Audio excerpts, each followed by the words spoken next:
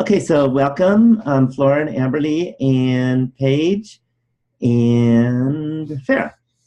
So thanks for all of you coming, and hopefully we'll get a few others. Let me tell you the plan today. This is the week 2 webinar, and the plan today is to do chapter 3, and then I want to talk about the project 1, because I believe in getting started early, and you should be ready. You should be ready to start after you get a little intro on what you're supposed to do for the project. So that is the plan of the day. Just a little warning. Most people consider chapter 3 the hardest of the 13 chapters. So that's why we only do 1 chapter, and there's no tests or big assignments due, because it's a tough chapter.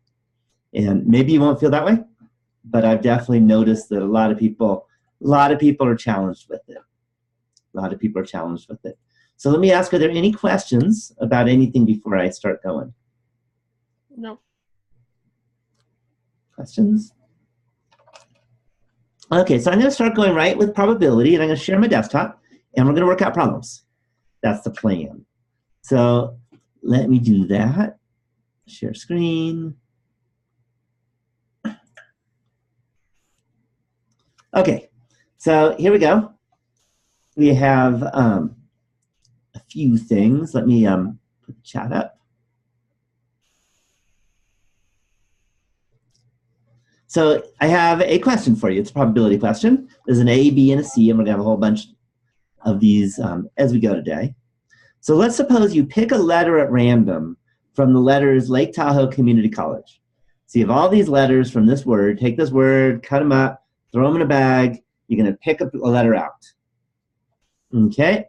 The first thing is find the probability that, and A is the letter is a vowel. And we're going to just keep it simple. A, E, I, O, and U will be calling vowels. Okay, just to, got to have some definition of vowel, and we'll use that one. All right, so tell me, so when you have probability, the first thing is when you're computing a probability, it's always a fraction. And the fraction has, you should know about fractions. They have a numerator and a denominator. The numerator is the number of ways the event can happen. Here the event is picking a vowel. The denominator are all the total ways of getting something. So what we want to do is I'd like to first write down in symbols. And let's do,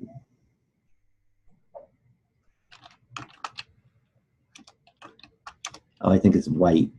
Oh, it says black. All right, make it red, see if that changes anything.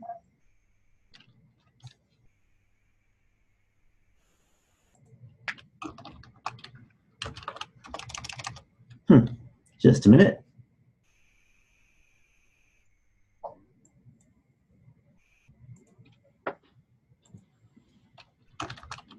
It's not doing it. It's supposed to, just a second. Were you calling me, Brad? Thought I heard you. There we go. I don't know what was happening. Okay, so the first thing is the symbols. We're going to use the letter P for probability, capital P, and that's really important because later in this course, we're going to have a lowercase p that's a big E, which is also a probability of something, but we're going to use capital P for probability, and then you put a parenthesis. And let's say the probability that the letter is a vowel, we'll call that the event V for vowel. It seems like it's a reasonable thing. And when you go equals, and then what I'm going to do is we're going to have a fraction, because remember that probabilities are always fractions. So I need to, where is it? That one.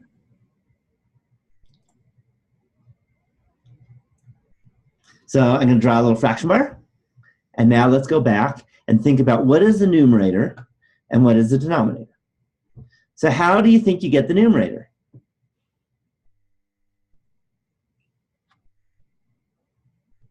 Any thoughts?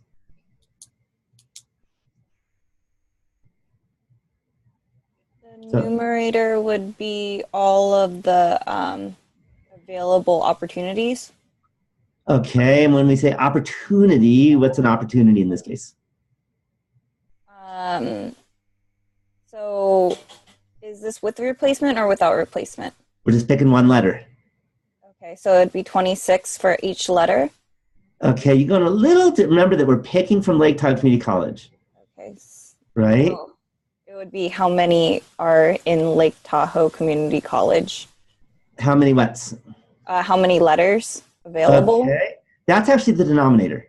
Okay. That's the denominator. So the probability of a vowel, the numerator, is how many vowels there are in Lake Tahoe Community College. Does that make sense? So we just walk along and we count. That's one for the A. That's another one for the E. That's 2, 3, 4, 5, 6, 7, 8, 9, 10, 11. Did you all get 11? So that goes on the top.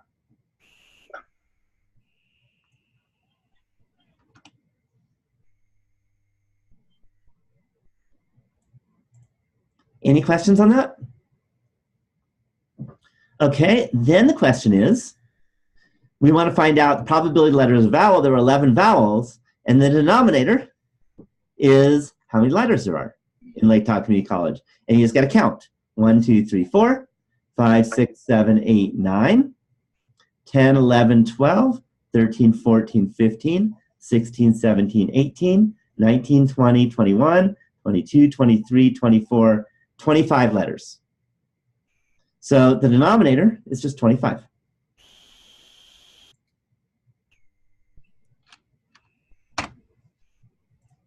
And there's our probability. Any questions on that? We'll get more complicated as we go. This was just a, can you count? That's all it is. And do you understand what you're supposed to count? So if you want to find the probability of something happening, you count the number of ways that something can happen, and then you divide all the different ways anything can happen. So in this case, there are 11 different ways of picking a vowel, and there are 25 letters you can pick from. Any questions on that? Okay, so part B is we want to find out the probability that the letter is an L given that it's not a vowel. So I want to write that in symbols first.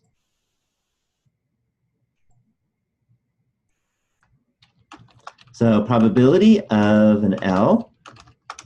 And then the symbol we use for given is a little vertical line segment. And then you write not the. Any questions on that?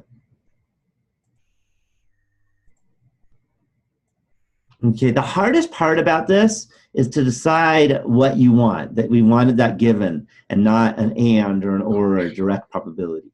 We need this given. Okay, so now what we do is we go ahead and we make a fraction.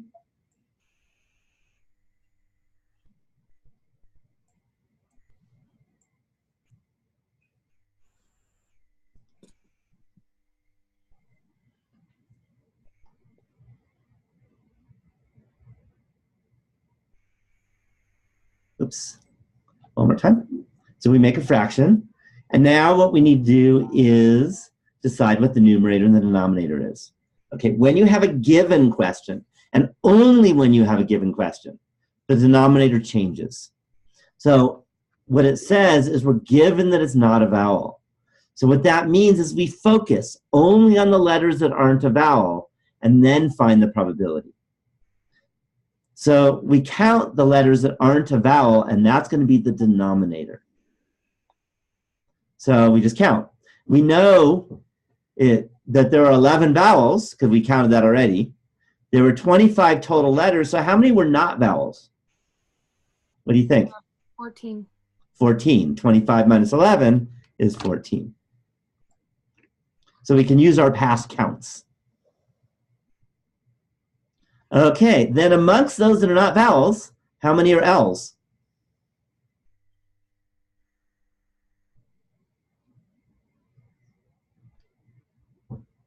3. 3. There's L for lake and 2 L's in college. And that's it.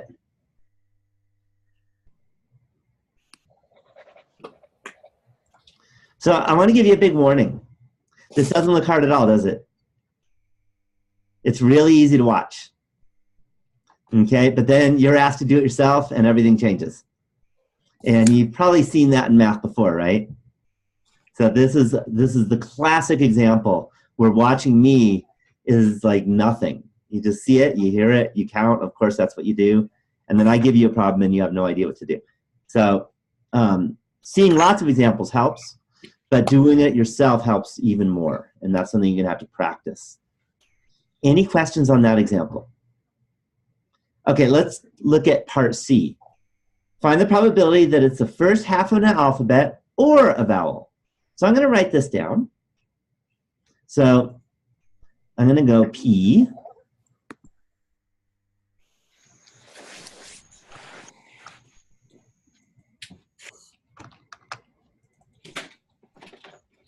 That is not letting me.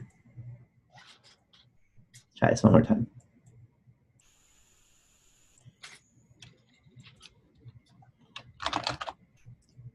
Ah, something happened. I got a stupid star. One more time. Let's go back to text.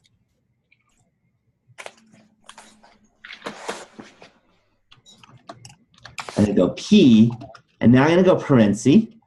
And first half, maybe I'll call that H for first half. And then or, and then vowel. And there's a formula. This is a good formula to know. It's not a hard formula to understand, but it's really important. And that is the probability of the first or the second is the probability of the first.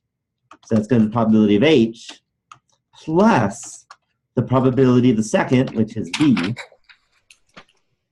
But if you add H and V, then we're going to double count the ones that are both. Does that make sense? So we need to subtract what we double counted. And that's the probability of H and V.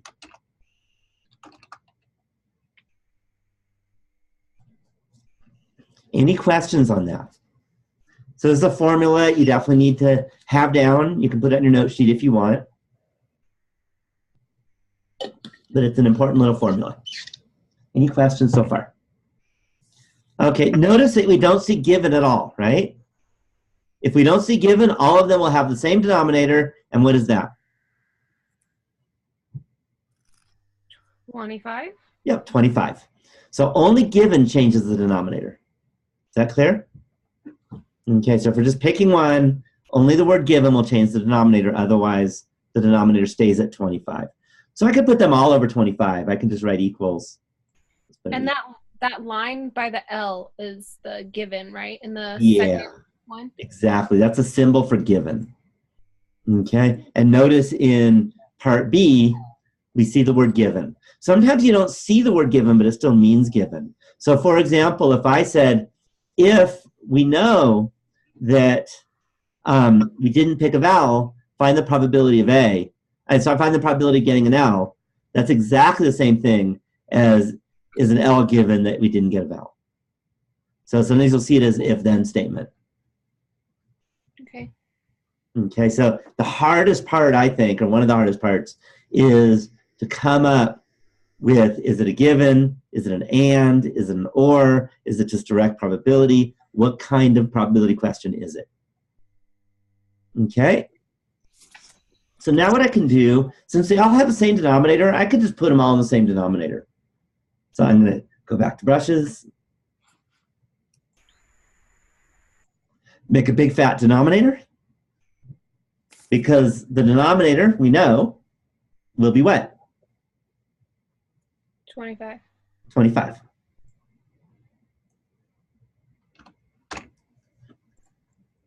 Any questions so far?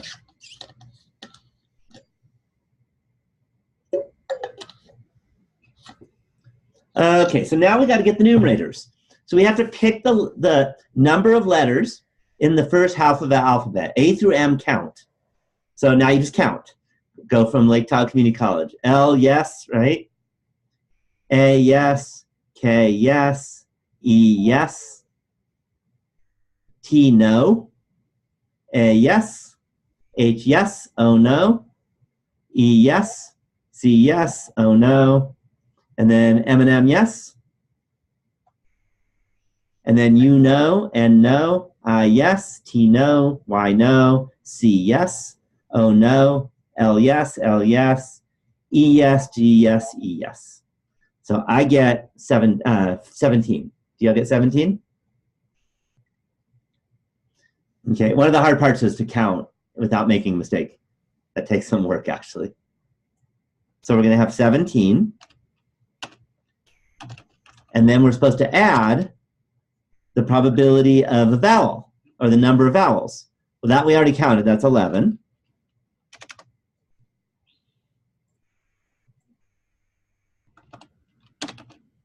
And then we're supposed to subtract the number that are both. And means both. So it has to be a vowel and the first half of the alphabet. So the first half of the alphabet vowels are A, E's, and I's.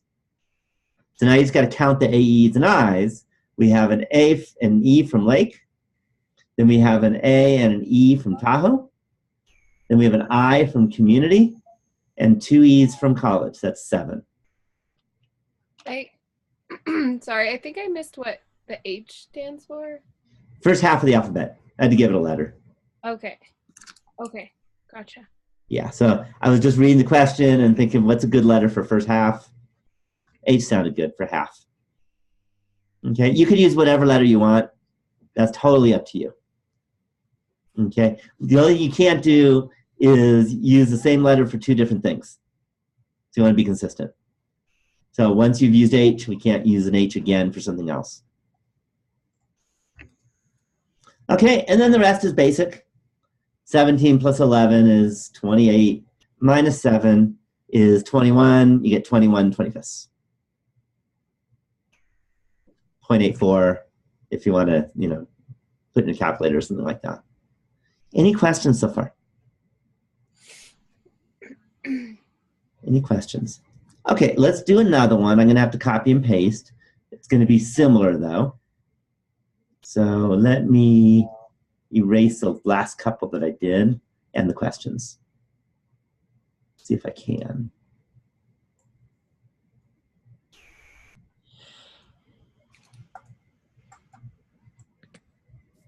Just drop it out.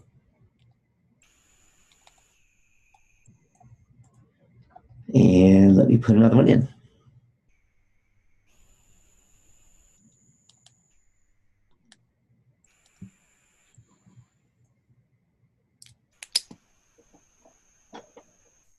Actually, I can get rid of the whole thing. Should have just got rid of it when I could. All right, so now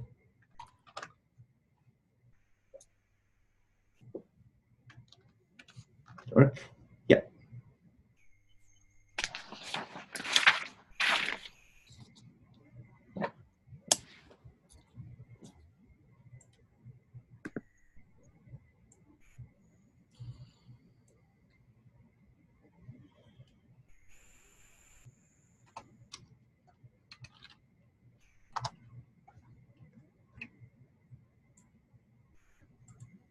Okay, so now the question is, if you pick 2 letters at random with replacement from Lake Tahoe Community College again, find the probability that both letters are also letters of the word Monday.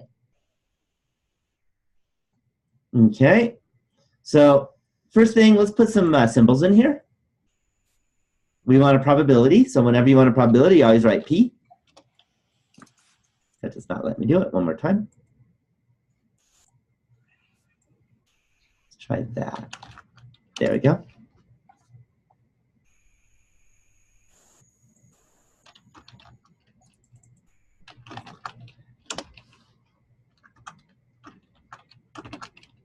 Okay, now if they're both letters of the word Monday, maybe I'll just call it A1 and A2. This is an and because they both have to be true. And for both to be true, that's an and question. Any questions so far? Okay, there's some important words here I want to emphasize, and the words are with replacement. So what that means is we're going to pick a letter from that bag of letters. We're going to look at it. Then we're going to write it down. We're going to put it back in the bag, mix it up again, and pick another letter. Is that clear? So because we're doing that, we can say that these are independent. Okay? This only works when they're independent.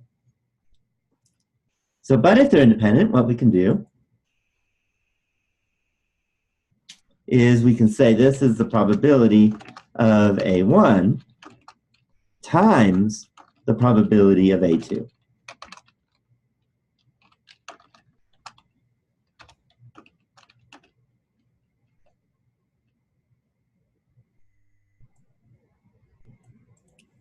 Any questions so far? Okay, so now we just got to figure out these probabilities.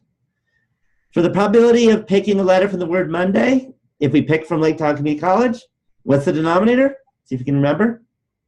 25. Yeah, 25. Nothing changed. There's no given, so it's still going to be 25.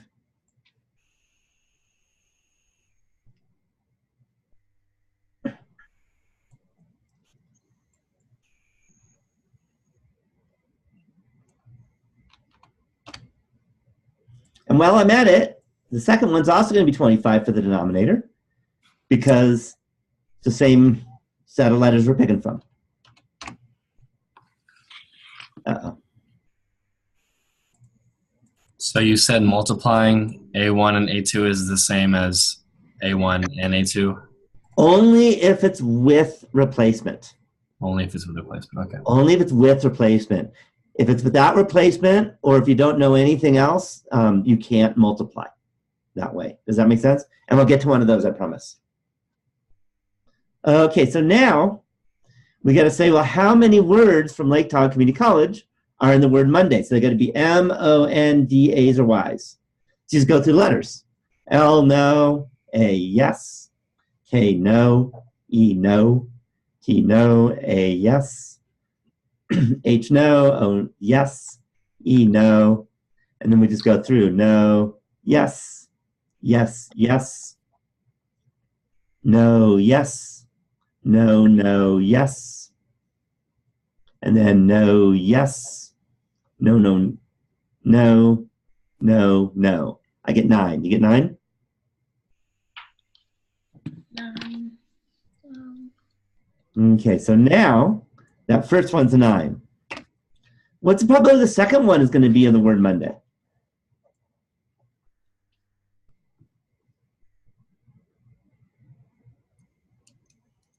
Any thoughts? Hint is very easy.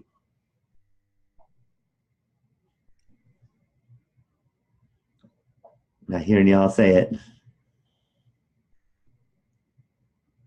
9. Yeah, it's just 9 again. It's going to be 9 because the first one was 9. We put it back in. Nothing's changed. So it's still going to be 9.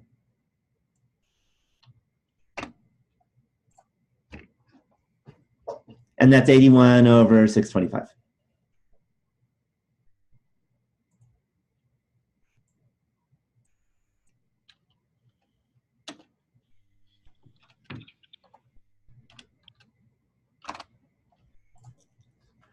Isn't that clear?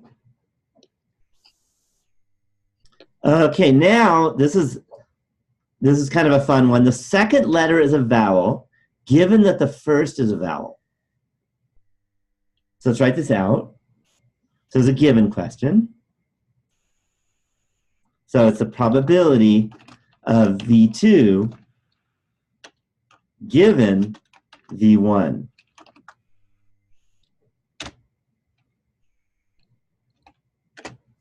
Okay. Now, what is the probability of V2 given V1? If you know the first was a vowel, does that change anything? No. Yeah, the key is this is with replacement. If you pick a vowel You look at it and say, hey, I got an O, for example. And then you put it back in, and then you mix it, and you pick another one. It doesn't mean anything that you got an O the first time, because we're doing it with replacement. Any questions on that? So that's the probability, just that we get a vowel. We already did that. That was 11 over 25. That's it. Any questions? So again, the warning is very easy to watch. But if I ask you to do it yourself, it's a big stumble.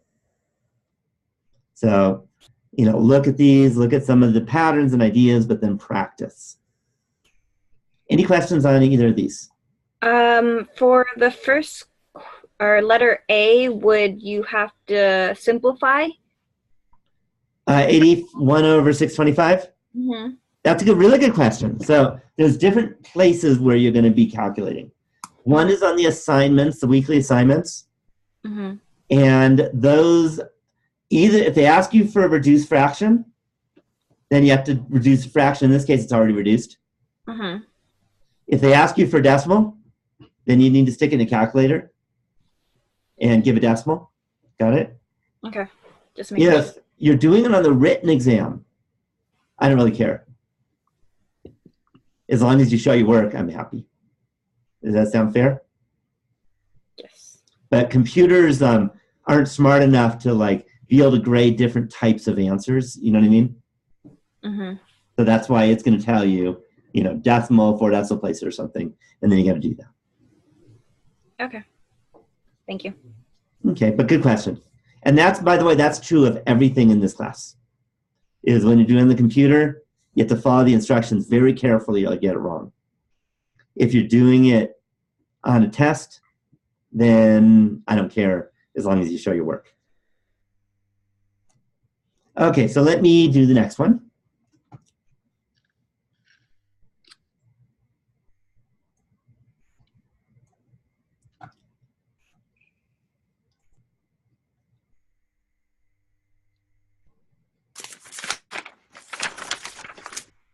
Just got to get it set up.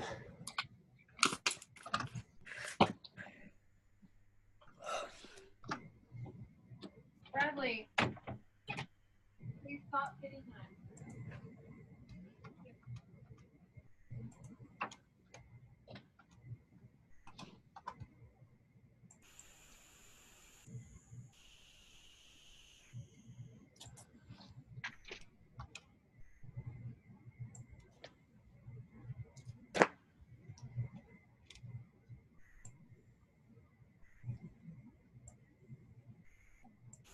Okay, so here we go again.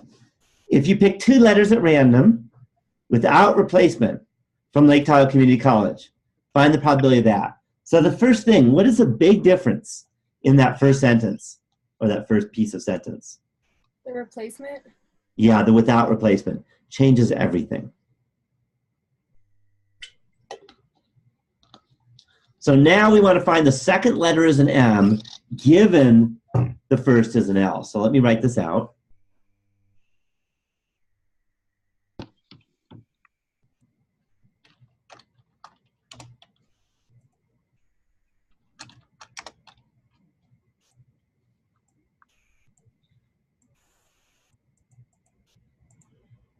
If it lets me.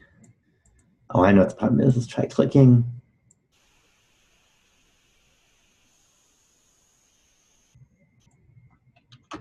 Better. Okay, the probability, I'm going to write this as M2 given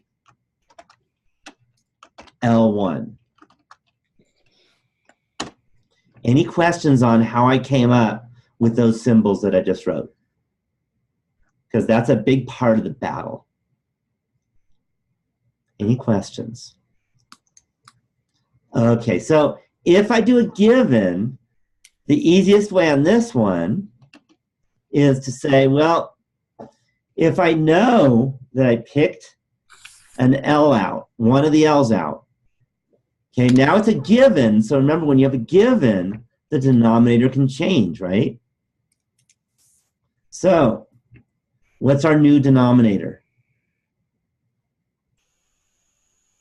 It's 25. Okay, 25 is what we started with, but we just picked out an L and threw it away. Oh, 24. 24 now. Is that clear? So now 24 is the denominator because we know that we picked an L out without replacement means that L is gone. So 24 is what I'm going to put in the denominator.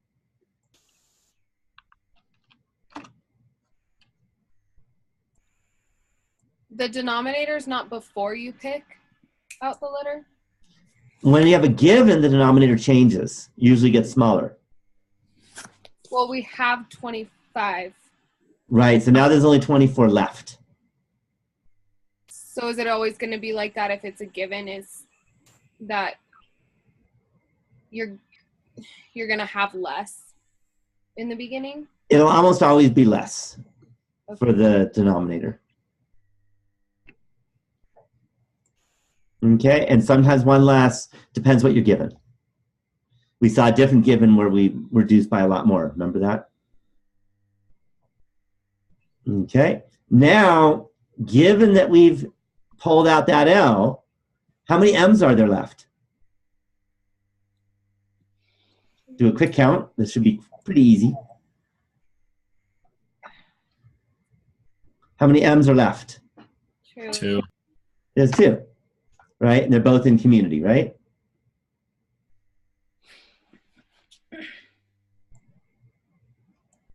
And there you go, 2 over 24. In the computer might ask you for a reduced fraction. If it does that, you still got to remember your math. How do you reduce 2 over 24? 1 over 12. 1 over 12. So if the computer asks you for a reduced fraction, you do 1 over 12. If you ask for a decimal, you stick in the calculator. But you have to listen to the computer. Any questions on that? Okay, B, the first letter is an O, or the second is an A. So let's write that out. So we have the probability of, I'm going to write this as O1 or A2. So this is an OR question. We had a formula. Do you remember the formula? That was, let's see if you can write it before I type it out. Probability of O1 plus 1 A2. plus the probability of A2. And then minus the probability of O1 and A2.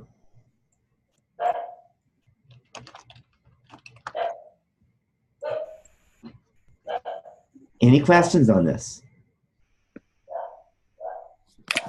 Okay, so now let's get each of these and figure them out. Okay, the probability of the first is an O. How many O's are there? 3. 3. Out of how many? 25. 3 out of 25. Okay, then I want the probability that the second is an A. What is the probability the second is an A? 1 out of 25. Okay, so the first thing, how many A's do you see? 2. I see 2. Do you see 2? 2 out of 24. 2 out of, now this is interesting. Is it 25 or 24 on the bottom?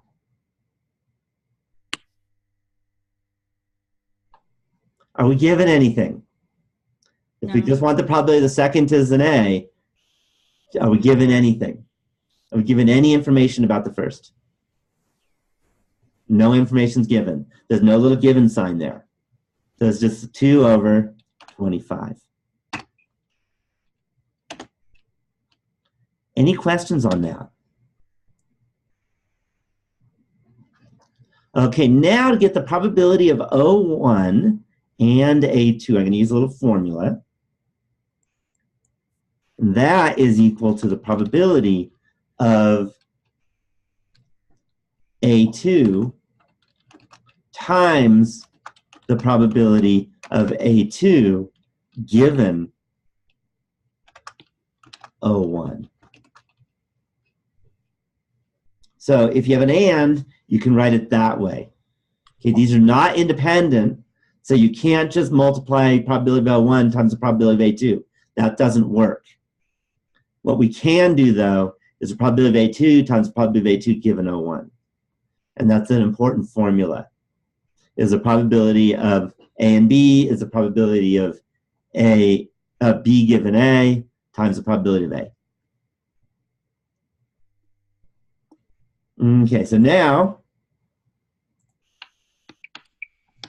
that is equal to,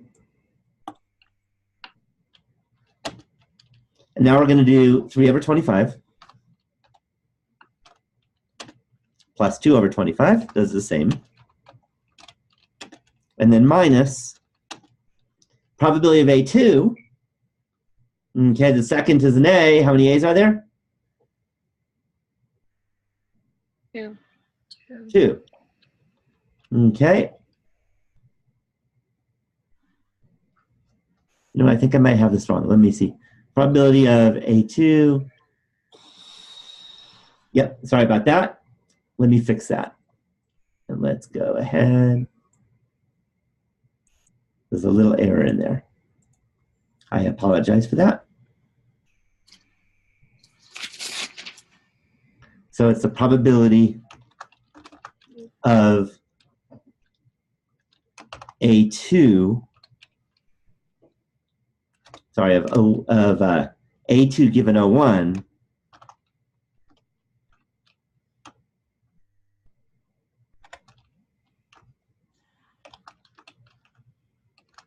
times the probability of O1, which is what I really meant to write.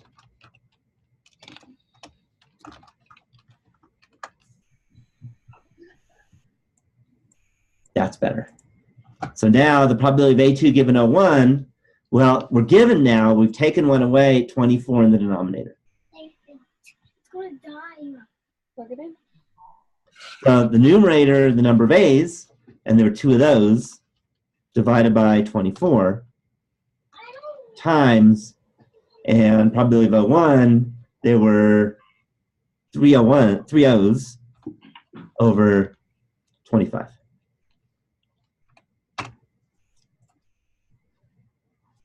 Except I typed it wrong.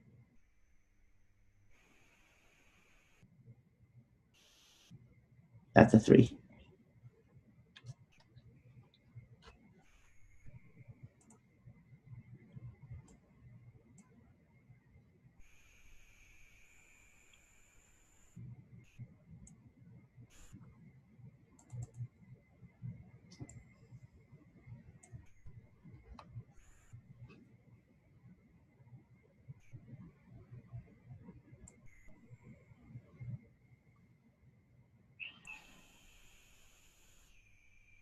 There we go.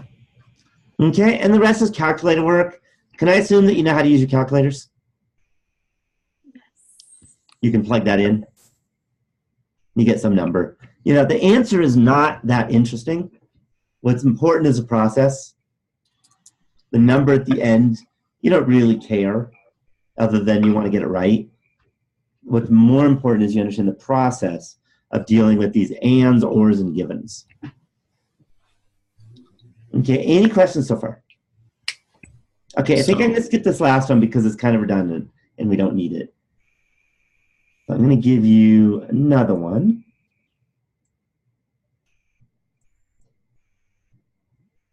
And let's do that.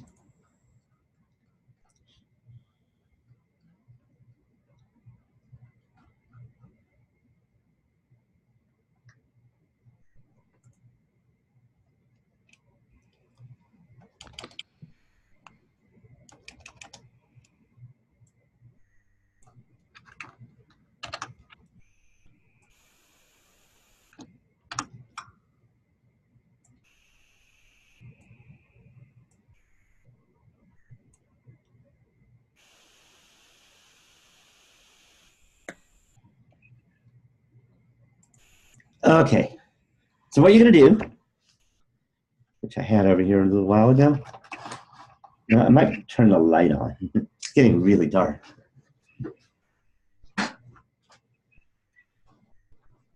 There we go. Now I can actually see. Okay, so what we're going to do is we're going to roll 2 dice. Okay, hopefully you've all rolled dice before. Let A be the event. The first is a 4.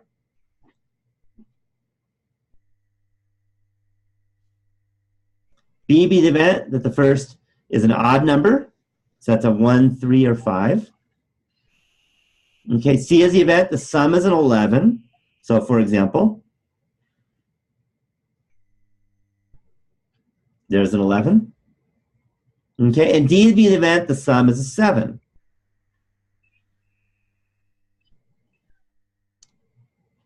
So there's a 7. Which are mutually exclusive? So the words mutually exclusive means that they can't both happen. There's a formula to tell you whether they can't both happen, and that is the probability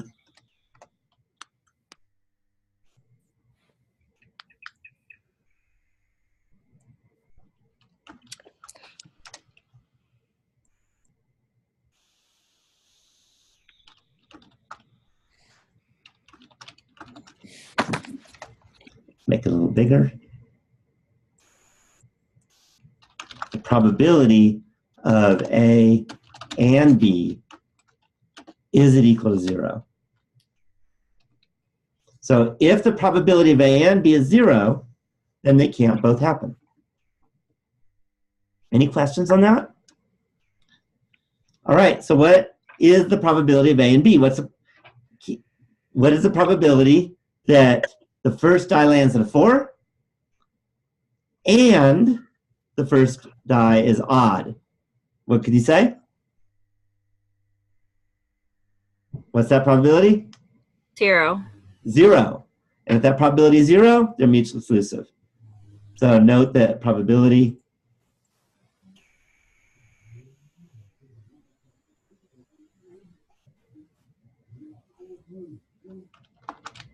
of A and B is certainly equal to 0. So I'm going to write ME for mutually exclusive. Any questions on that? All right, how about A and C?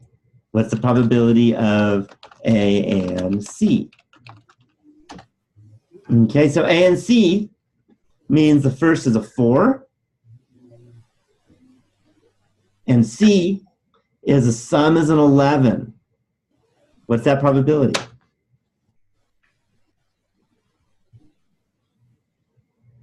One. 100% chance that if I roll 2 dice, Oh, no. the first will be a 4, and if you add them up, you get an 11? Because that would mean probability 1. 0. You get 0. If we get a 4 first, you're not going to get to an 11, because the biggest this could be is a 6. So that is also 0. So also mutually exclusive.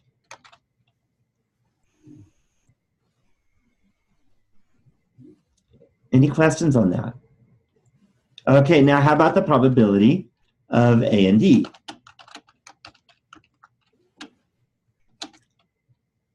Okay, so again, A means we got a 4. D is the sum is a 7. Can that happen? Yeah. Sure. You get the 4 and a 3, right? There's only one way that can happen, right? Mm-hmm. First is a 4, second is a 3. So the 1 is the numerator. The denominator is the total number of ways that dice can be thrown. How many different outcomes can you have with 2 dice? 36. 36. 6 times 6. So over 36. So notice that's not 0. I hope you know 1 divided by 36 is not 0.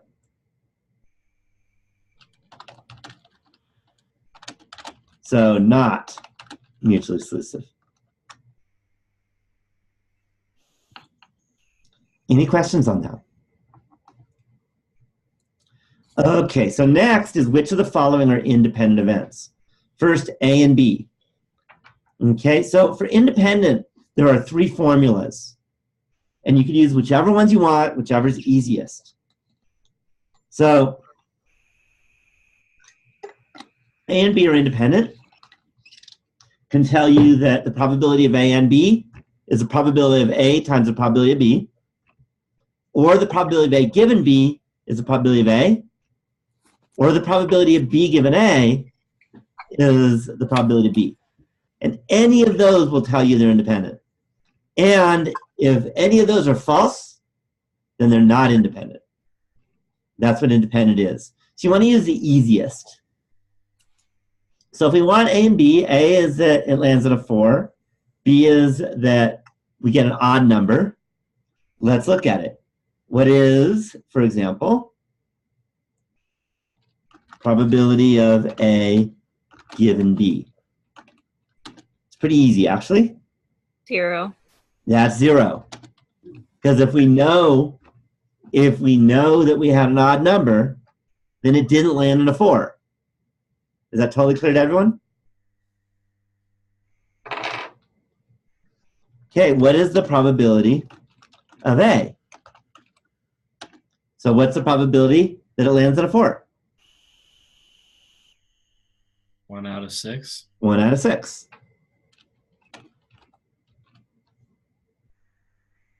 Are they the same?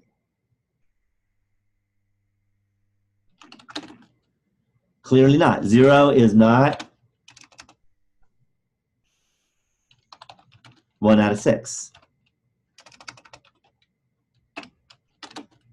So they're dependent.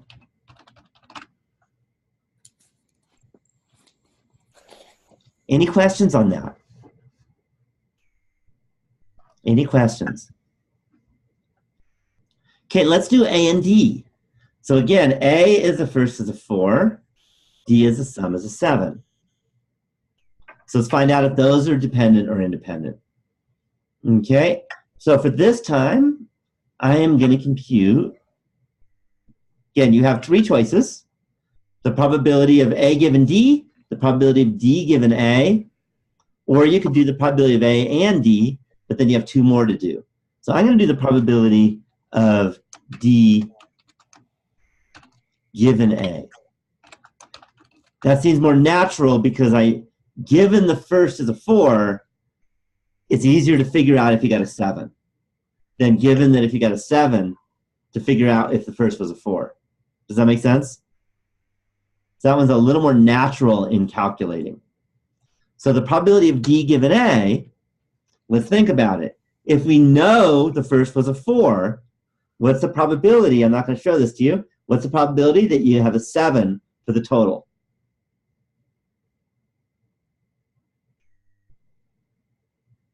Any thoughts? 1. 1 out of 6. 1 out of 6. Because the only way you're going to get a 7 is if this is a 3. And there are 6 different numbers this guy could be. So it's 1 out of 6. Any questions on that? Okay, the probability of D. All right, so how many 7s are there? How many ways are there of getting a 7? So you just got to count them out. You can get a 1 and a 6, right? You can get a 2 and a 5. What else can you get? 1 and a 6, 2 and a 5, 3 and 4. You can get a 3 and a 4. You can get a 4 and a 3. You can get a 5 and a 2. You can get a 1 and a 6. You can get a 6 and a 1. So there's 6 different possible 7 rolls. So that's 6 on the numerator.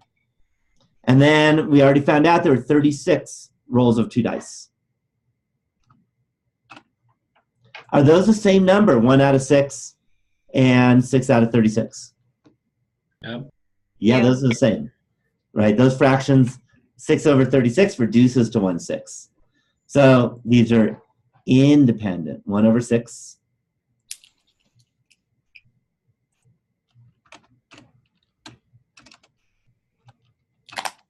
Is equal to 6 over 36. so independent. Any questions on that? Instead of solving for the probability of D, which equals 6/36, could you also have proven it with the probability of A? And You could do that, but I think A given D is a little bit harder to figure out. oh, so you have to do, if you're doing D given A, you have to do the probability of the first situation? Exactly. Oh, okay. Exactly. So we could do A given D, but then you'd have to do A to compare with A. You could also do A and D and compare it with A times B. Probability of A times the probability of B. That's another choice. There's 3 choices. The Okay. long video has all of them. Okay. Again, there's always a bridge version. Okay. All right. So the next thing I want to do is, here's the question for you. What's the probability that I will be a millionaire in the next couple of days? Do you know what this is?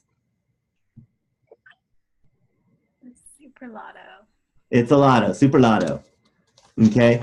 So, and what you may not be able to see is that there are 3 sets of, I actually bought 3 of them. So this has 3 that I paid for, 3 sets of numbers. So what's the probability that I'm going to be a millionaire? You think it's going to be pretty high? What do you think? No. Probably not, right? But maybe. I might get lucky. Do you agree? So how do we find that probability out? So I'm going to reshare. The first thing you have to know, I'm going to ask you, any of you played lottery? Can I please have your phone? I only play so that I can have like something to show you when I'm teaching. Otherwise, I'd never play. But except a certain situation. Yes. So what I want to do is share the lottery, and that's the one. Will you toss that paper out, please? Let me go find it. It's always hard to find this. It's not that one.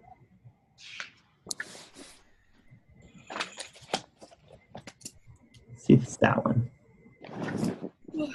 You guys see it? I don't think that worked. Just a minute.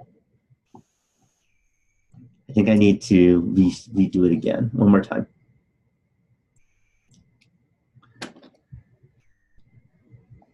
There we go. Okay. So this is a Super Lotto Plus, and that's the ticket I bought. So here's the instructions. First, you gotta find a place you can play. That's actually really easy. Pretty much any gas station, what I always go to. Okay, then here comes the part that we need to know. Pick 5 lucky numbers from 1 to 47 and 1 mega number from 1 to 27 on the Super Lotto Plus play slip. Then the state will go and pick numbers, and you hope you get lucky, and all of yours are picked. And if not all of yours are picked, then you did not win. You're not a millionaire. You might win a little bit, but you're not going to be the millionaire. And I'm greedy. I want to be a millionaire. Sound fair? Okay. So again, let me write this down so we can talk about it. So we have 5 numbers, 1 to 47, and 1 mega from 1 to 27. Okay, and I played 3 of these, by the way. There's 3 on this ticket. So let me go back here. And let's start on over.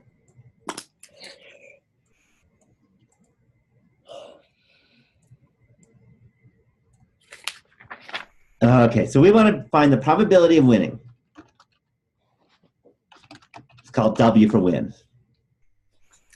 Okay, so the first thing, and hopefully you all figured this out by now, is it's a fraction. Guess I should write equals. I'll do that in a minute. So we're going to have a fraction that you're supposed to get. Let's do the easy part first. What's the numerator of this fraction? How many ways are there of this guy being a winner? Is it 6? Not 6. You guys remember the hint is I told you something. It's 3 because you have 3 on there. Exactly. It's 3 because I bought 3 tickets. I got 3 sets of numbers. Okay? It could pick the first one set that I got. It could pick the second set that I got. Or it could pick the third set that I got. So numerator is a 3. By the way, I've done this for every class I teach. Any guess on how many times I have won? 0. 0. One of these days, maybe I'll win, but so far it hasn't happened. Okay? All right, the denominator is harder. There are 2 components of the denominator. There are the 5 regular numbers, and then there's the mega number. The mega number is easy. What's the probability that got the mega number right? Remember, you pick one number between 1 and 47. How many mega numbers are there to choose from? 1. How many choices do I have to pick a mega number? 47. 27. 27. Because 27 mega numbers, it could be any of those 27. Is that clear? So the denominator is going to have a 27 in. And they're independent. So given the other numbers, it has nothing to do with the mega number. So that's 27 here. Okay, now the next ones are harder. Okay, so now we have 47 numbers, and we're picking 5 of those 47 numbers, okay, without replacement. Now, if you pick a bunch of numbers out of a bigger bunch of numbers without replacement, the way we write this is the following.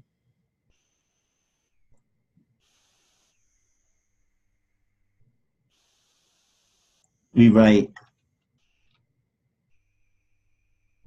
47, and then I'm going to write C, and then I'm going to write 5. And that's all times 27. Any questions on that? What is the C for? That's a really good question. C stands for combinations. So it's the number of combinations of picking 5 numbers out of 47 total numbers when it's without replacement. Okay, I do not expect you to be able to do this by hand, but I do expect you to be able to use a calculator. So now I'm going to get my calculator out. Let me write down what I got. I got 3 over 47C5 times 27. So let's do the calculator.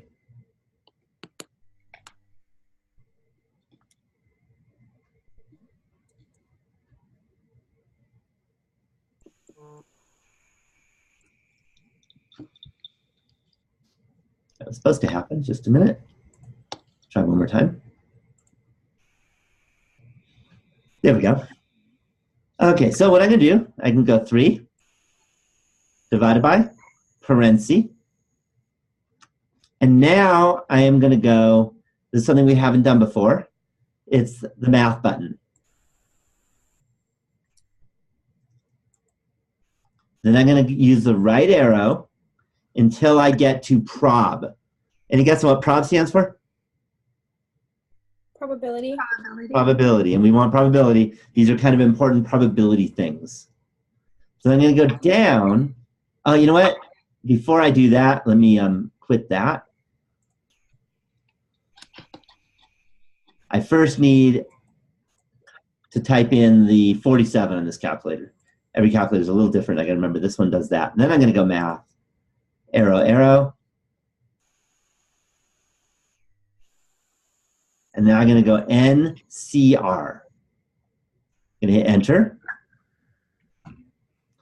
So notice the 47 is populated for us. Then I'm going to choose 5, 47C5. Then hit the right arrow again. And then times 27. Close the parenthesis. Any questions so far? And then I hit enter. Okay, so do I have a probability of 7.2 about? Yes. Okay, that can't be true. Why can't that be true? Because it's in the millions that you need. It's not in the millions, but probabilities can't ever be bigger than 1. 1. Probability is always between 0 and 1, right? But isn't that what the -8 is? Yeah, so what does a -8 tell us? That's the question. Place 8 times to the left. Yeah, it means move the decimal place 8 times to the left. So we're actually going to have 0.1234567 zeros, and then a 7, 2. That's how you write that without using that E-8.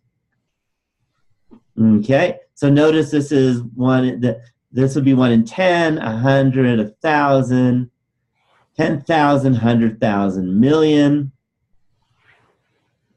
10 million, 100 million. So about 7 in 100 million chances that I am going to be a millionaire this week. So what do you think? Good chances? No. No. Can it happen? Yes. Yeah. Would you be surprised? Yes. Yeah. I will tell you though, if I do win, I'll let you know next week. I think if I can get to Sacramento and get my money. Will you share it with us? What's that? I'll give out a scholarship. Hey. How's that? But again, don't hold your breath on me winning. I'm doing this a while and I've never Will you still be teaching this class? I think I will. I like teaching. I don't do this just for the money. If I wanted to make money, this is not what I would do. If I wanted to make real money, do you know what I'd work for? Where? Google. What? I work for Google because I'm a computer programmer statistician. And that means I can do things like program the self-driving cars. Yeah, Google or NVIDIA or one of those companies. I would if I just wanted to be a millionaire, that's what I would do. Okay. Playing the lottery is just so that I can show this to you. Any questions at all on this example? I think I missed how you got from the 7.24, that number, to the correct decimal. Okay, so you see this E-8? Mm-hmm. That means move the decimal over 8 places. Okay. So the first time I moved it over, that gets to the other side of the 7, right? Okay. All the rest of the time, we're going to introduce a 0. Okay. So that means I'm going to have 7 zeros before that 7. So 1, 2, 3, 4, 5, 6, 7 after the decimal place. Oh, okay. Okay, gotcha. Thank you. Okay. So that's scientific notation is the way the calculator writes it. But it's really hard to read with this E-8. I think it's easy to understand how unlikely it is as a decimal. Do you agree? So, by the way, if you're ever asked a probability question, never, ever, ever say the probability is something like 7.2. That can't be true. Okay? It has to be a decimal less than or equal to 1. Is that clear? Probabilities, and they also can't be negative. You can't have a negative chance of something happening, and you can't have a more than 100% chance of something happening. Is that clear? And that's like common sense, but I see it on tests a lot, where I'll ask for a probability and I'll go, oh, 3.7, that can't be a probability. Does that make sense? Mm-hmm. Okay. If I ask for a percent, it could be, but not if I ask for a probability. All right, I think I want to start the probability and talk about the project now. So let me, I think the easiest is to do it this way.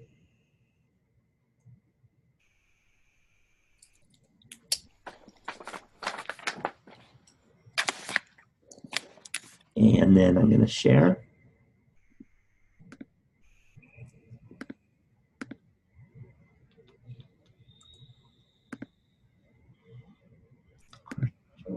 That one.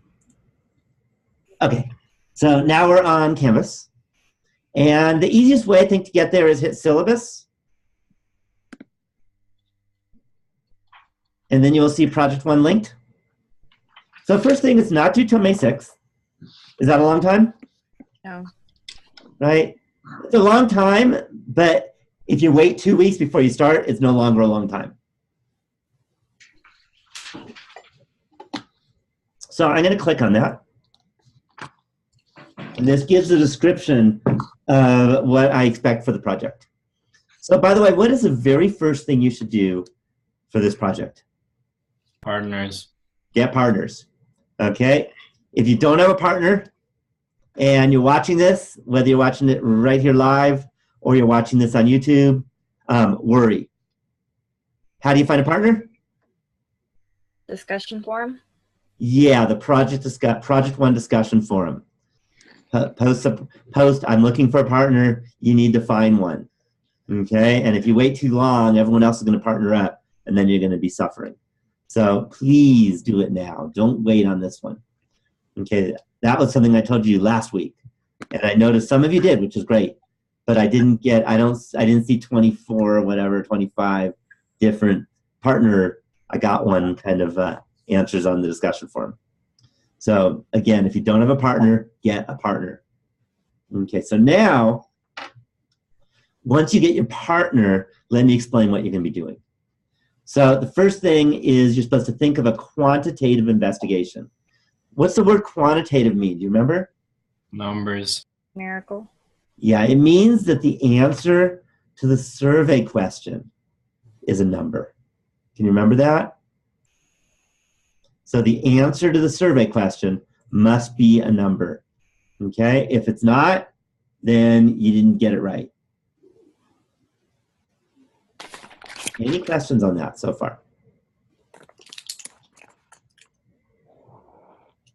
Okay, so we get a quantitative question. So what I recommend doing is write down the survey question, ask your partner the question. Listen to your partner. If your partner didn't answer the number, it won't work. Got it? Okay, so that's the first thing you should be doing is thinking of a quantitative question. Okay? It needs to be something that somebody is interested in. So you want to be thinking of someone who might contract you out to do this research. Got it? Okay, the next step before you perform the investigation is post in the discussion forum, in the project discussion forum. And the reason why you do that is so I can look at it and tell you, great, it looks good, or that's not going to be so good. Does that make sense? So if you say that I'm going to ask people what their favorite baseball team is, I'm going to say that's not going to work. How come? It's qualitative. It's qualitative, and you must have a quantitative study. Okay? The other thing that you need to have, and it's not written here, but it is important or you're not going to get anything interesting, is you should have a variety of answers. So if you ask the survey question, how many times have you been to the country Chad? Why is that not a very good question? Most people will say 0 times. Yeah, just about everyone will say 0. You don't get much going on. Does that make sense? And there's going to be nothing to look at except a bunch of zeros. So what's the point? Does that make sense? So you want something where people are going to answer a very big variety of answers. So if you're going to answer how many times a week, you're better off answering how many times a month. How come? More possibility? More possibilities. Okay, if it's how many times a week, the biggest number you'll ever get is 7. Do you see that? How many times a month, the biggest number you'll get is 31. Is that clear? Or 30 if you're talking about April. Okay, any questions on that? Even better is how many times in the past 30 days have you? Because then people will know how to say it. If you say how many times a month, then they're not really going to know what that means. They're not going to remember how many times a month. But if you ask how many times the last 30 days, that will work. Does that make sense? So you want to be thinking about your survey questions so that people will be able to answer the question, they'll be able to give you a variety of answers, and you'll be able to get numbers. Okay. When you write out your data, and this is important because a lot of people screw up, and they screw up at the very end when they're doing their project, which is the worst time because then it's just wrong and I look at it and I give them bad grades, is you're going to end up with one data set, one column of data, not two. Got it? So imagine putting in a set of numbers. This is not a comparison study. You're not comparing men and women. You're not comparing people in Southern California versus Northern California. You're just looking at answers. Got it? Okay, so that's a few things to note about the project. All right, then you're going to go and perform the investigation. Okay? The audience to your investigation is your client. Okay, you don't have to actually have a client. You're going to pretend you have a client. You got it? So you may be investigating for the governor of California. I don't expect you to call Governor Brown and ask him if he wants to hire you, okay? Because good luck getting a hold of the guy, okay? But you could pretend like you called him. You got it? Okay, so that's something that you can do, and that you're going to pretend like you have a client, and it should be whoever would be interested in that data. If no one's interested, it doesn't work as a project, because then you have an uninteresting data set, and what's the point? So it should have some things that you're going to make decisions about. Someone's going to make decisions about after seeing your results. Okay? The purpose of the report is to make recommendations. Okay? So that's, if there's no recommendations to make, and you can't imagine any recommendations, it's not a good project. So the recommendations are throughout the entire paper. Every time you talk about a statistic, you're going to be talking about the recommendation based on that statistic. Every time you talk about a chart, you're going to make a recommendation based on that chart throughout the entire paper. Don't just define what the statistic is. Talk about why you care, or why your client cares, and what decisions are going to be made after seeing that statistic. Okay, you need to give me a description of the sampling technique. You must use either simple random sampling, stratified sampling, or cluster sampling. I want to warn you.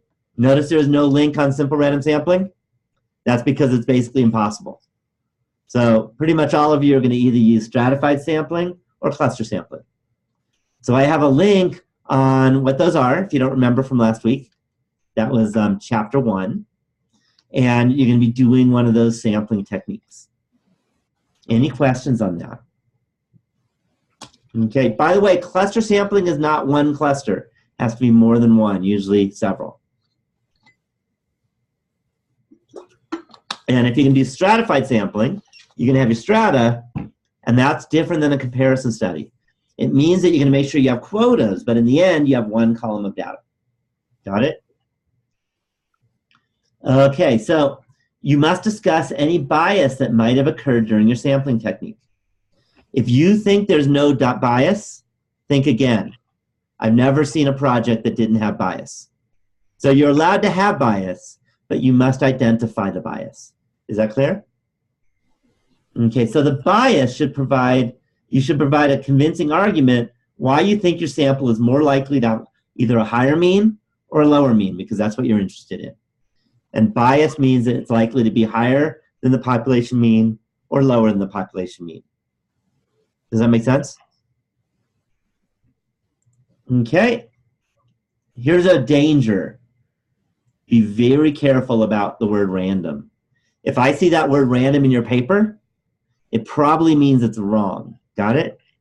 Because doing a random sample means that you itemized every single member of your population, used a computer to generate numbers or lists of that item, and that's who you ask. That's random. Good luck doing that. No one ever can do that. Okay? One time in the history of my teaching, someone was able to do a simple random sample. Okay? And it's almost impossible.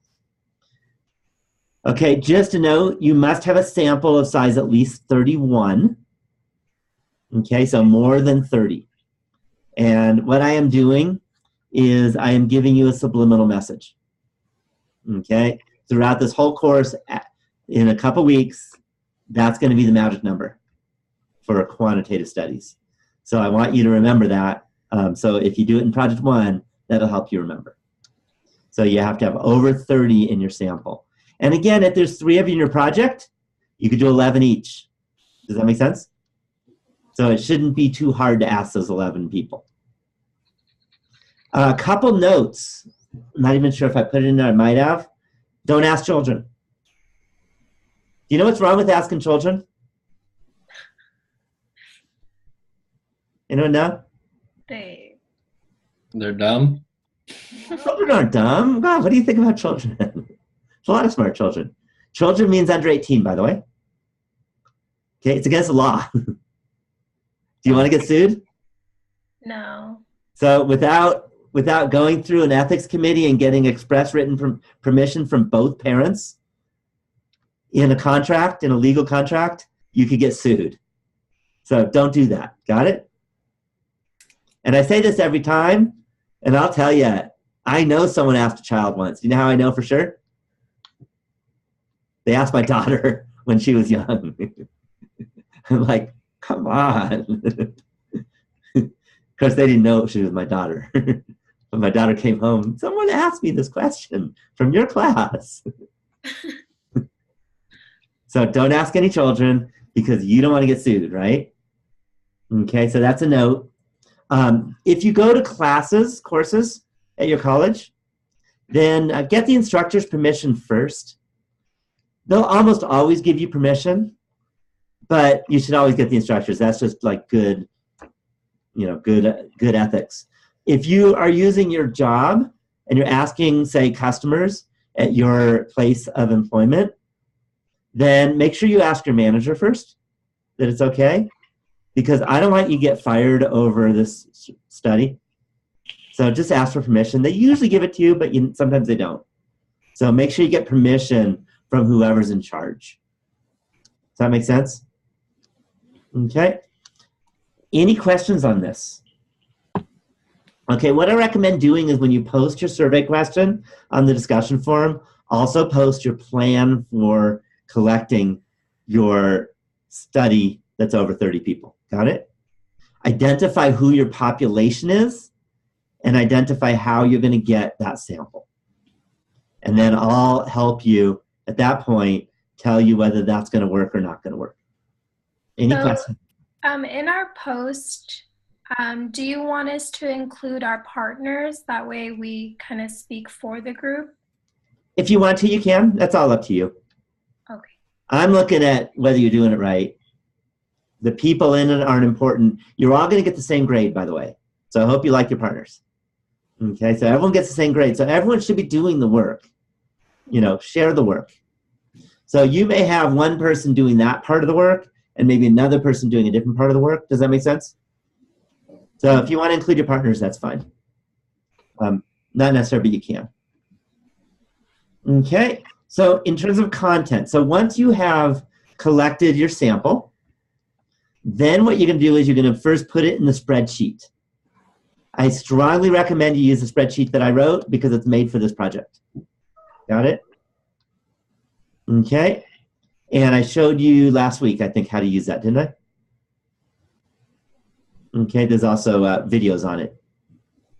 Okay, but you have to use a spreadsheet. You're not allowed to use a calculator. You said you showed us how to use the spreadsheet? Did I not? Sometimes I get confused on which class I showed it to. Yeah, you didn't. You didn't show our class. Okay, so let me show you. You go to spreadsheet resources. The first one's mine. First thing you do is you click the Google link. By the way, if you have a Gmail account, if you logged into Gmail first, it'll be easier. It'll just do it for you. Then you go to File. Then you go Make a Copy. And then name it something. And hit OK. I'm going to hit Cancel because I don't need a copy. Because I have my copy. Did you see what I just did? Otherwise, you can watch this again and you'll see. Then what you do is you just erase, get rid of these numbers, and just start typing in your data. So I don't know. Let's suppose you asked how old were you? I don't know, maybe how many times in the last year did you go swimming? Just making something up. And someone said 14, and the next person said 2, and the next person said 0, the next person said 35, et cetera, et cetera. You got it? So you type in your data values, and that's it. Okay, I tried to make this really easy. And then you look. There's your minimum. There's your mean. There's a sample variance. There's a sample standard deviation. There's the median, the maximum, Q3, N. Got it? Will all your formulas work properly if exported to Excel? I've never tried. Huh? I've never tried. Okay. But I think it's easier to just do this than export. But if you want to export, you can. For the charting capabilities of Excel. Yeah, the charting capabilities have an issue. I made charting, so if I go to stats, I could do all the charts. You may not be able to because there's some security settings in browsers. It used to work on everyone's, and now it works on some people's. Sorry about that. I didn't change anything, Google did. But I do have links to stem and leaf and box plot. The histogram shows. Histogram is automatic, it'll just show. Do you see that? So you don't have to do anything. Okay, stem and leaf and box plot, you might have to. Click on those and then type your data in again. Something that you must do is you must copy and paste this column into your project. That proves to me that you use a spreadsheet so that I can make sure this is transferable. Got it? It's very easy to do, but you got to remember to do it. Any questions on that? We can also What's that? We can also copy the graphs over to the project. I think you can. I think you go there, and I think there's a copy, but I haven't tried. But you can also, if you can't copy it that way, you guys know about snipping tools? Yes. So you go to snipping tools, you just go to your Windows thing. I don't know if you can see you probably can't see what I just typed in. But you type in snipping tools, and then you just pop this in using snipping tools. If you have a Mac, there's something similar. I'm not a Mac person, but I know they have one too. It's not called snipping tools, so. And then that'll work without a problem. Any questions on that? Okay, so that's how you use it. Again, I tried to make it really easy. Like you don't have to do anything except type the numbers in. Okay, just a note, because a lot of people make a mistake on this. See the z-score and the x value change this? You need to change this. So you're going to make your x value something that you're interested in. That could be the min and the max to find out if they're outliers or not. It could be some standard number, okay, depending on what you're asking. But don't use 120 because that's just some number that happens to be there last. Okay, that's not an important number. Got it? A lot of these things we don't use. Confidence levels and all that, don't touch. P-value, don't touch. That comes in a couple weeks. It's too early for that. Okay, but you should know Q1, Q3, z-score, all the ones you recognize you need to use. A lot of these are too hard, we'll never touch them, like kurtosis, skewness. This stuff happened because other faculty, people are using this all over the state, and other people asked for it, so I put it in for them. Any questions? Okay, sample standard deviation. That's the most important of all of them. Okay, let me go back.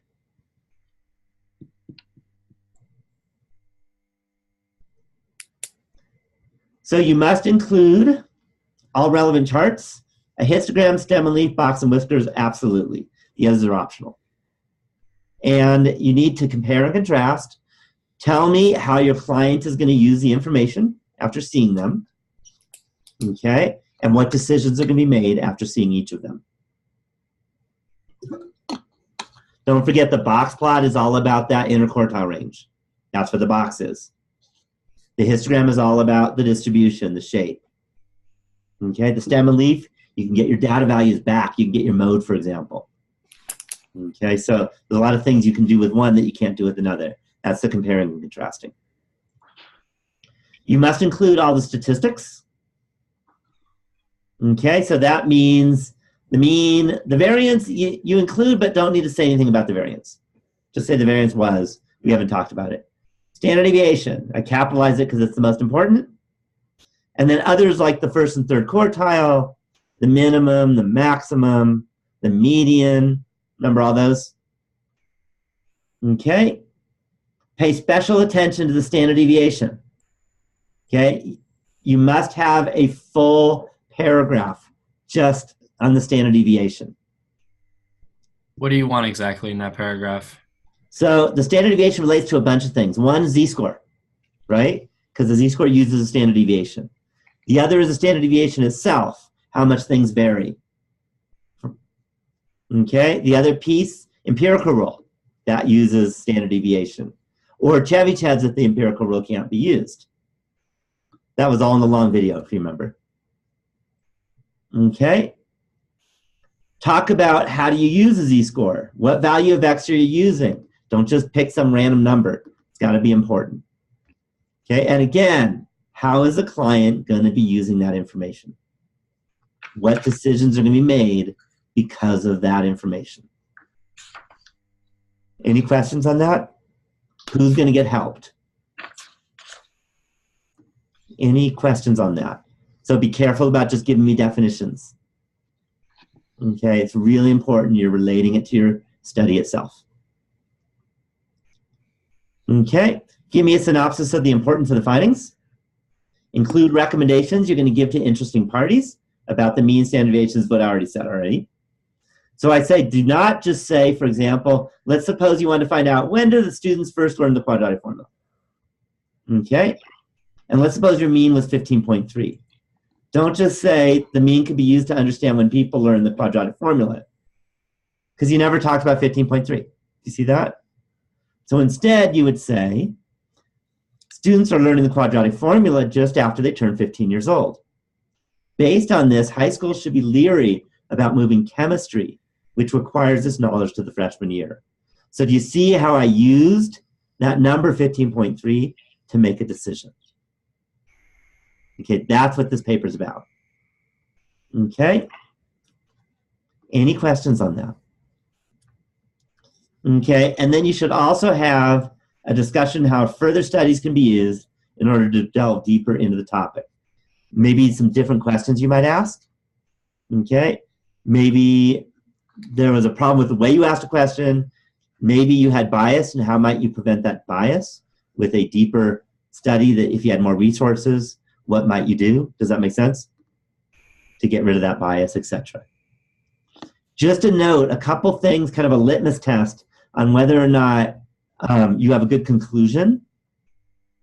If the conclusion could have been written before you even looked at the data, it's a poor conclusion. So your conclusion are the highlights of your data and your charts. Okay, does that make sense? So don't make it completely general. Okay, that's not a good conclusion. So just to note, this is a paper. So it should have an introduction, body, conclusion, paragraphs, written well, all that kind of stuff. If you're doing references, make sure you're citing your resources. I don't care whether you use MLA or whatever else you learned in your English class, but you need to cite references if you've got references. So if you use a website, you need to cite the website, at least the URL. Does that make sense? So I'm not a stickler for exact format on citation, but I'm a stickler that you have to cite if you are citing something. Okay, here's what you can do. Okay, if you can, so notice that this is due on a Sunday. If you can get it to me by the Wednesday before, earlier is fine also, then I will look at your paper and I will give you extensive feedback on your paper and tell you places to improve, kind of like the top 10 places. If there's 20 places, I still only give you the top 10 usually. Otherwise, it just is way too long. But at least that will help you get a C or better. Does that make sense?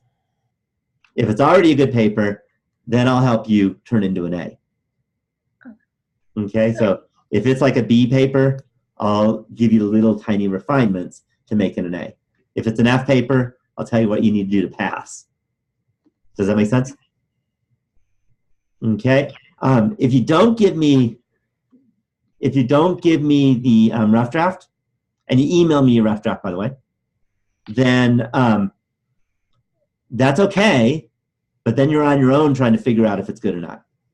So it's much harder. It's very hard to get an A if you don't give me a rough draft. It almost never happens because there's always a few things that you're doing that isn't quite what I am expecting you to do. Does that make sense?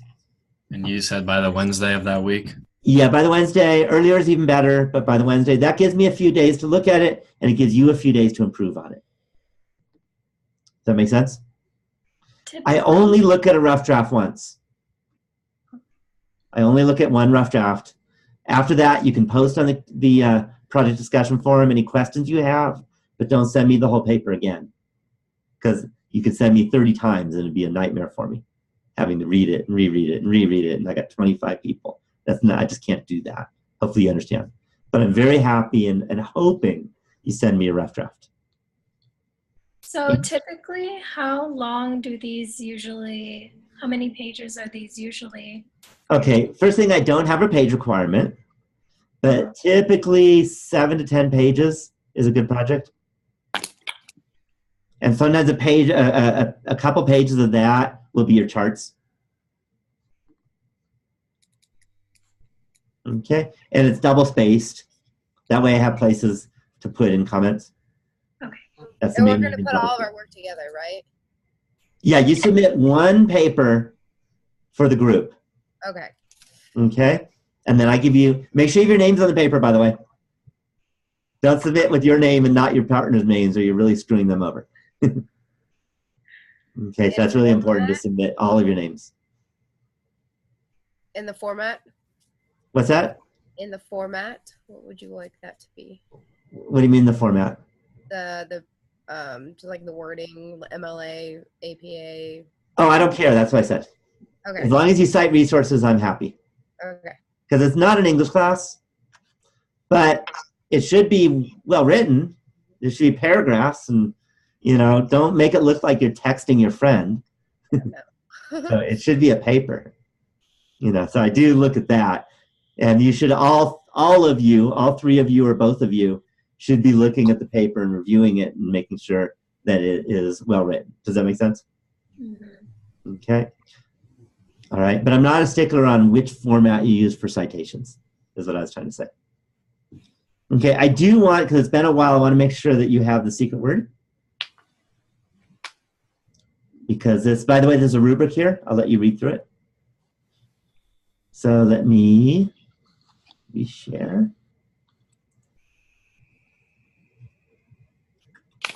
There it is.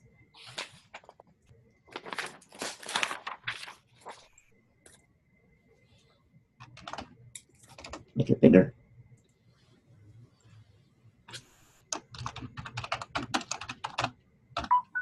So the secret word is dependent. Because remember, you could have A and B could be independent, or they can be dependent. Good, good. So I was trying to give you a word that has something to do with what we did today. So the secret word of the day is dependent. Okay. So hopefully you guys are ready to start your project. You have all the information you need to know, because it's basically chapter 1 and 2. We went through it fast, but now it's time to review it again as you're doing the project. Okay. And I will be checking the project discussion forum often. Again, use it to find partners, but also use it to ask questions.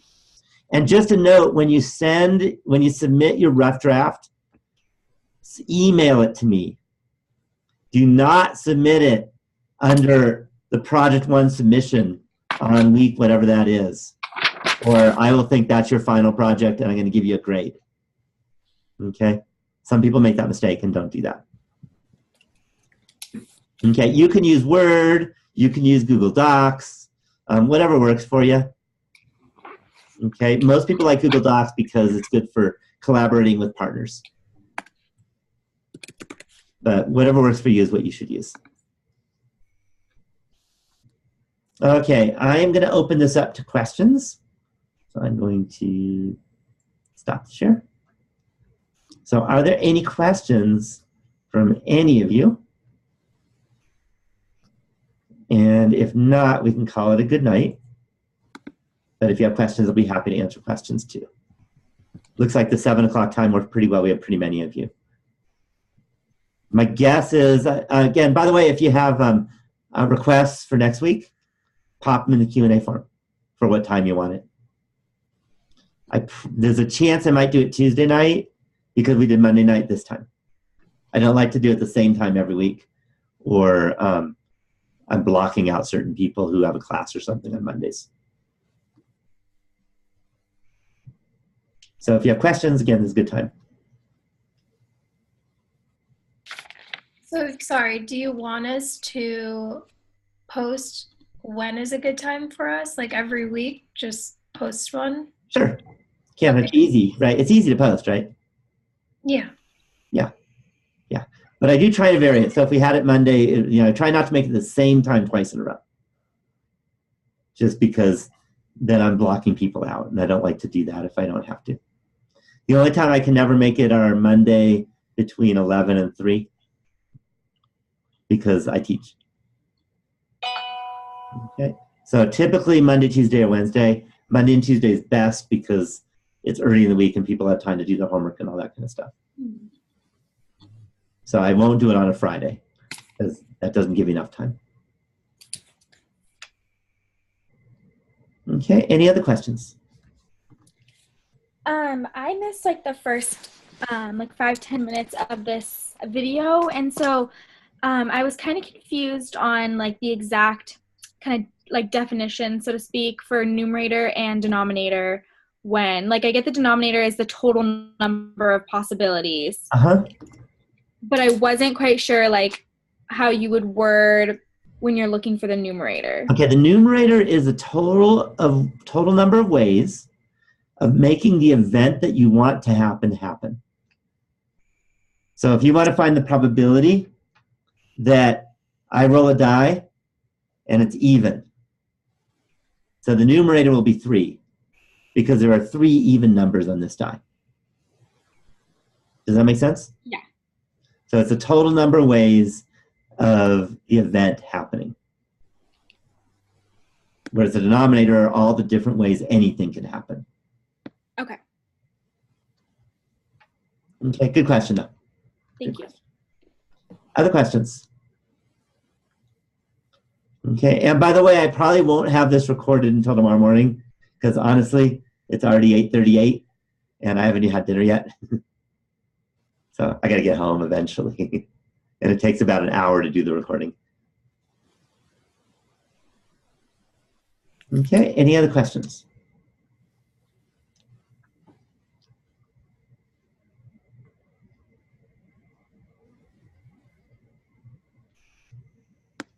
Any other questions? I see some of you guys chatting about partners, which is fun. Yeah.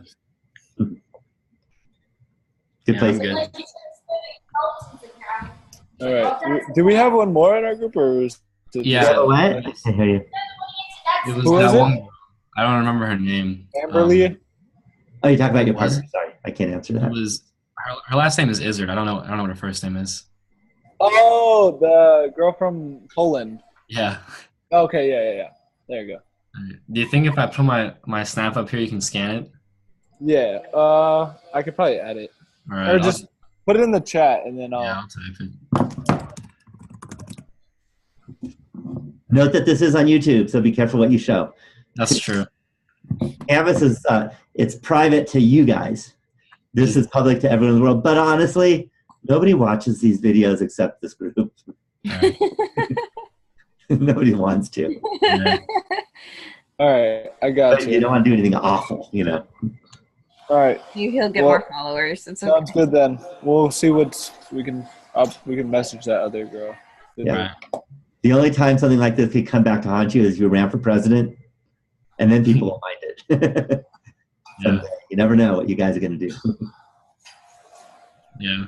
All right. Have a good night, Larry. All right. You Thank have a you. good night, too. Anyone else have questions? No. Thank Have a good you. night. Okay. Have a good night. Bye-bye. And for all those who are watching this, or actually, you got a question? Okay. For all those who are watching this as a YouTube video, thanks for watching. And don't forget, somewhere in here is a secret word. And make sure you find a project partner if you don't already have one. So I will be watching the Q&A forum and the project discussion forums often. So I hope it posts if you have any questions. Bye.